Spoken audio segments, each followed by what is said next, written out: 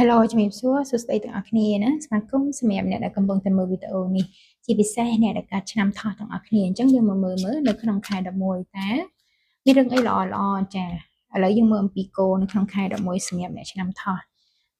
ពាក់ព័ន្ធជាមួយនឹងការងារណាឃើញថាការងារទោះបីជានឿយហត់ប៉ុន្តែយើងសម្រេចបានច្រើនណាជោគជ័យច្រើនមែនតើការងារហត់បន្តិចតែល្អចាការងារមកក្រុមហ៊ុនសង្កត់ធ្វើម្នាក់ឯងចាទទួលបន្ទុកច្រើនចាក្នុងនេះដែរយើងមើលអំពីពាក់ព័ន្ធជាមួយនឹងការងាររបស់យើងមើលរឿងអីល្អចូលមកខ្លះណាចាពាក់ព័ន្ធជាមួយនឹងការងារឃើញថាចូលដល់ដើមខែណាអ្នកដែលធ្វើការពាក់ព័ន្ធជាមួយនឹងខាងលុយកាក់អីណាឃើញថាល្អតែអត់ជាបញ្ហាទេចាហើយនៅក្នុងនេះដែរណាសម្រាប់អ្នកខ្លះណាឃើញថាមានការគ្រប់គ្រងពីមេឬក៏អាចបានឡើងតួនាទីនៅក្នុងខែនេះដែរមានតំណែងល្អពាក់ព័ន្ធជាមួយនឹងឡើងការងារចាល្អអត់បញ្ហាចាមានរឿងសบายចូលមកពាក់ព័ន្ធជាមួយនឹងការងារឬក៏ដោយការងាររកស៊ីរបស់យើងណាចាជាពិសេសអ្នកដែលធ្វើការណាមិនថាអ្នកធ្វើការជាមួយមនុស្សស្រីឬក៏មនុស្សប្រុសឯនៅក្នុងខែ11នេះល្អមែនតើណាសម្រាប់អ្នកឆ្នាំថោះឃើញថាគ្រប់យ៉ាងបញ្ហាគ្រប់យ៉ាងអាចដោះស្រាយបានចាមានរឿងល្អចូលមកចាអូខេឥឡូវយើងមើលអំពីលុយកាក់វិញសម្រាប់អ្នកឆ្នាំថោះណាចារឿងល្អអីខ្លះណាពាក់ព័ន្ធជាមួយនឹងលុយកាក់ណាឃើញថារកបានអត់បញ្ហាចាឃើញថារកបានចាតែក្នុងនេះដែរពាក់ព័ន្ធជាមួយនឹងអ្នកដែលធ្វើការឯកសារលិខិតស្នាមណាឃើញថារកបានប៉ុន្តែបើអ្នកអត់ធ្វើការខាងហ្នឹងទេឃើញថាអស់លុយអស់កាក់ដោយសារតែពាក់ព័ន្ធជាមួយនឹងឯកសារឬក៏លិខិតស្នាមផ្សេងណាចានៅក្នុងស្ថានភាពបែបនេះទោះបីជារកបានប៉ុន្តែក៏ឃើញថា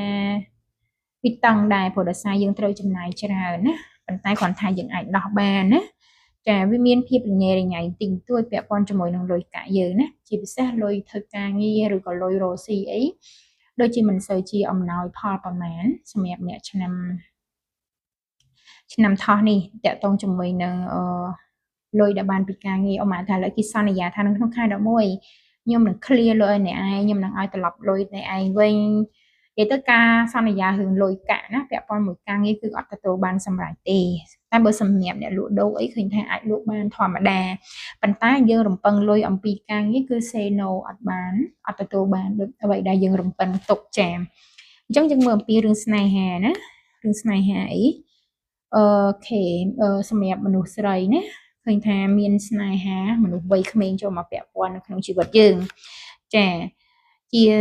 ស្នេហាមួយដែលមើលទៅសួរថាស្មោះត្រង់ទេ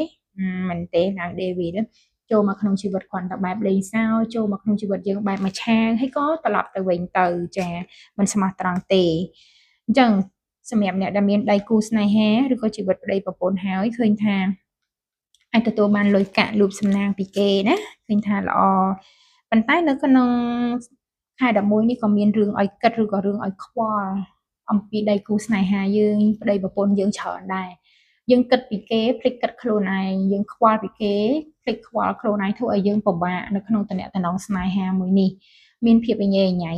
ចានៅក្នុងតំណែងស្នេហាអញ្ចឹងអាចថានៅក្នុងខែ11នេះអ្នកថោះឈឺក្បាលច្រើននៅក្នុងតំណែងស្នេហាមិនថាស្នេហាថ្មីមិនថាស្នេហាចាស់ឬក៏ស្នេហាដែលកំពុងតែមានខ្វល់ឬអាចកាត់ឡើងដោយសារតែយើងគិតពីគេច្រើនពេកខ្វល់ពីគេច្រើនពេកមានអាកណិតមួយសង្ស័យគេច្រើនពេកចាអញ្ចឹងទៅវាធ្វើឲ្យយើងវល់នៅក្នុងខ្លួនឯងណាឈឺក្បាលតែម្ដងចាអញ្ចឹងអរគុណច្រើនណាសម្រាប់អ្នកឆ្នាំថោះជូនពរសំណាងអស់ជួបគ្នាវីដេអូក្រោយទៀតណាបាយបាយ